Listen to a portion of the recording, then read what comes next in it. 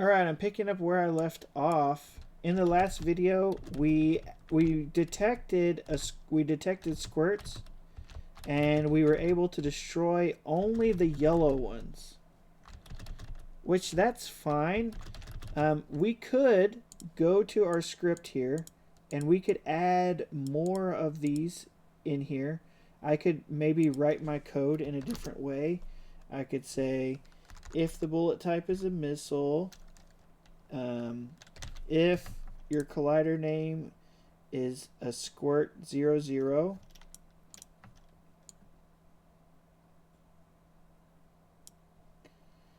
unexpected indent. What are you talking about here, nerd? Just work. Oh, these are not. If it's also the name of squirt 00 or squirt 1 or squirt 2 or squirt 3, then it'll basically detect that you hit any of those projectiles. So let's give that a shot. Or any of those aliens. So now it can destroy all the aliens. I don't want to do it that way because that's a silly way to do it. So I'm going to show you a better way to do it. We'll go to the squirt. I'm getting rid of this line. This line makes me sad. Makes me sad in my bones. Let's go to the squirt. And what we're going to want to do is we're going to want to add our squirt to a group. Now, just like I told you guys before, you could click and just, come over here and say groups and add a group. We could do it that way. I also don't like doing that. I like doing everything in code. So I am not going to click on this and add it to a group that way. I'm not gonna do that. I am going to come over here to the ready function, and when it's first created, instead of opening every single squirt and clicking that over and over, I'm going to say, okay, so look where that script is. It's on this main node here. I need to add this one right here, this first one down. I need to add that one to a group. So I'll say self.get_children, and I can put the number in there, or I can say get all your children, and I want to get that first one. So I'm going to say grab the first thing, which is this armature, and add to group. And then I can put the group name I want in there on the squirt. I'm just going to call it an enemy. So this adds the squirt to an enemy group. And since I put this in the code that's also on all of my squirts, I effectively added all of these to the group enemy and that'll keep me from forgetting to do that. I mean, I just did it on all of them.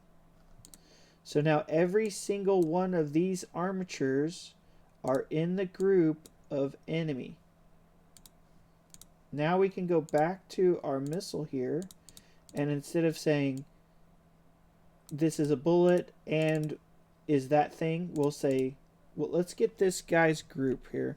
I'm going to grab a little bit of code from mine, just because it makes my life a little easier. Alright, so what I did is I said, hey, go to the collider and get its groups. So if the bullet type is a missile, and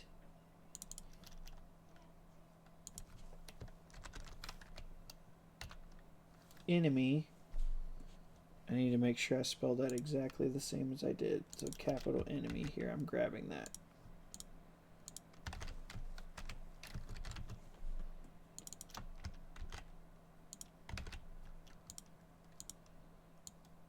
Okay, so this says if I am a missile and the thing I hit is an enemy,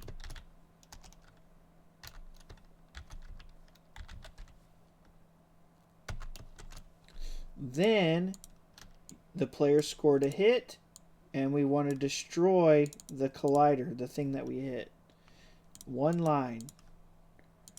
Really one line. We're dang it. Alright, let's do this. Play. It killed the yellow one. Come on. There we go. Killed all the types. And I didn't put in that ugly line of if it's this enemy and this enemy and that enemy and that enemy. Okay, likewise, we want to make sure that the player can be destroyed by the enemies. Right now, he can't. What do we have here? I don't know what all this crap is. I'll figure it out later. Let's do one for the actual thing. We'll say elif bullet type. And what does the actual squirt shoot? The squirt shoots the simple projectile. So if the bullet type is a simple projectile, and we're going to use basically the same method here. We're not looking for enemy. This time we're going to be looking for player. And I'm not going to actually destroy the collider. I'm just going to say the player was hit because I don't want to delete my character while I'm playing. So player was hit by squirt. Okay. The one you could probably use your own brain and figure out how to fill in this part right here. You should do that in code. You should 100% do that in code. So let's go to the player ship. And this one's a little bit easier. The ready function, you don't have to do get children or anything like that.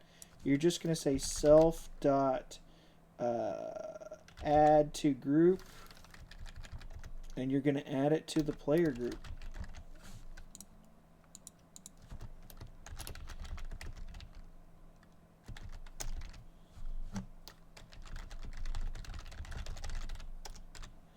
Alright, so now this player ship, as soon as the game starts, is going to be a player. It's added to the player group.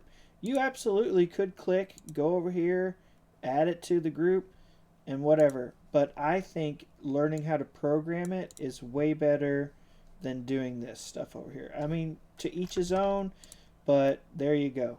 I think coding is really powerful. Alright, let's go back to the missile stuff here.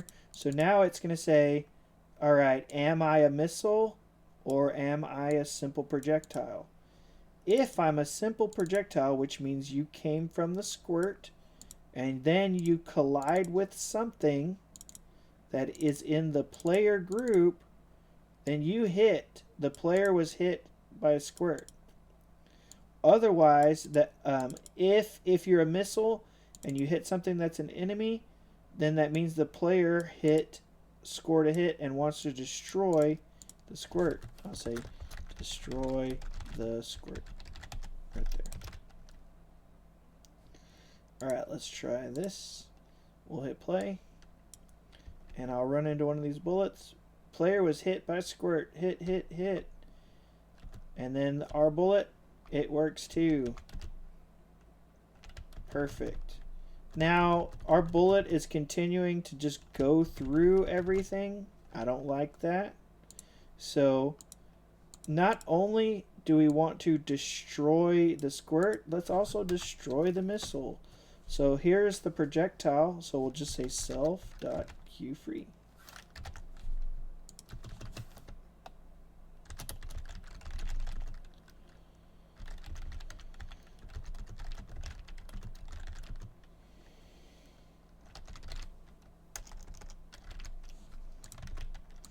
Alright, let's try that again. So now we can... Oh no, I'm stuck on this back part over here. That's annoying. Okay, let's try again. Fire. Boom. We destroyed the squirt.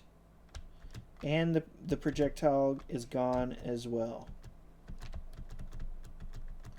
Alright, now the projectile is continuing to fly into oblivion.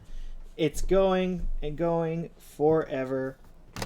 So what you could do is you could set a boundary for you could set a boundary for the projectile if it's going too high. Let me see what I did for mine. Alright, I'm gonna go over what I have here, and then this will probably be it for this video. I added a couple boundaries just like I did for the plane or the ship going left and right. These boundaries are the floor and the sky. So I have -5 is for the floor and 55 is for the sky. So that's my two different boundaries that I'm giving myself right there. Under the process function, I kind of reworked this just a little bit. I made a function called boundary check, which is right here. It starts out as false, meaning that we're not out of bounds until you check this stuff. Okay, so what we do is we say, is the projectile going up or is the projectile going down? So it decides if it's going up or down. If it's going downwards, that means we need to check to see if we're lower than the floor. And if we're lower than the floor, then we're out of bounds. Otherwise, are we going upwards? And if we are going upwards, are we out of bounds by the Y or the sky? And if we are out of bounds, then it says true. And it sends back true. So this boundary check, all it does is it normally says no, you're not out of bounds. But before it tells us, it checks to see if we're going up or down.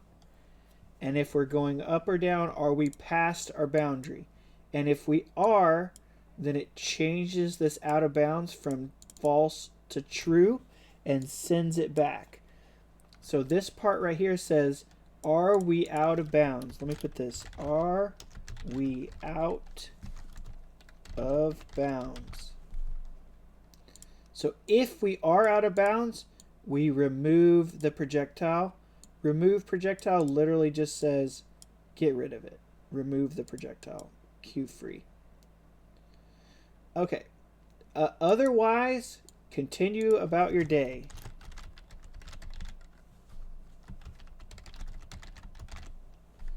Keep going.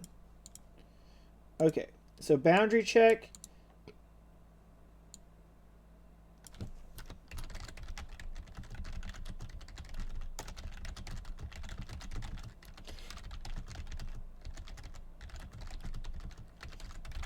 Okay, so all it does, and returns true or false.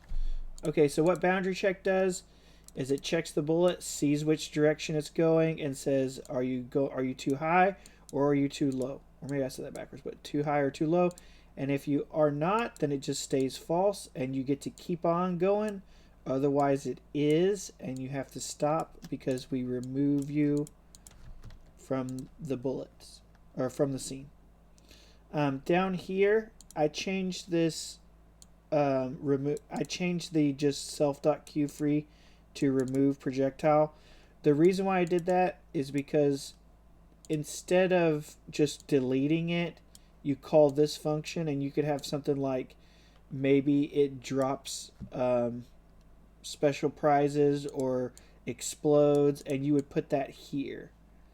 So it's kind of isolated. When the bullet is going away, then we know this is happening. So this is the only place where I remove the projectile. Alright, largely what we just added here is not going to show up on the game because when the bullet is removing itself, it's getting lower than the screen, or the projectile is going too high. So you're not actually going to see it get deleted. We could type projectile, yeah, we could just say projectile removed so we could see that it's actually getting destroyed. The reason you want to do that is because if you don't delete these bullets, so they're getting removed right around here. If you don't delete these bullets, then your game will get flooded with way too many bullets, and it'll slow down and it'll lag over time. And you don't want that to happen. I'm going to put bullet type in there so we can see which bullet was actually removed. Okay, so now whenever it removes them, it's going to tell you simple projectile was removed. And then whenever I fire this one, it'll say missile removed. So I know it's deleting the missiles, and I know it's deleting the simple projectiles. Alright, that video hopefully wasn't too terrible. There you go. If you're just jumping to the end of the video, there is the code for the simple projectile. I will also give you the code for the squirt, which is I added this. And the ship. So there you go. I gave you all three. If you just jumped to the end, you can see all of them. And you could skip Mr. Eversole just yakking. Alright, y'all have a good day. I'll see y'all in the next videos.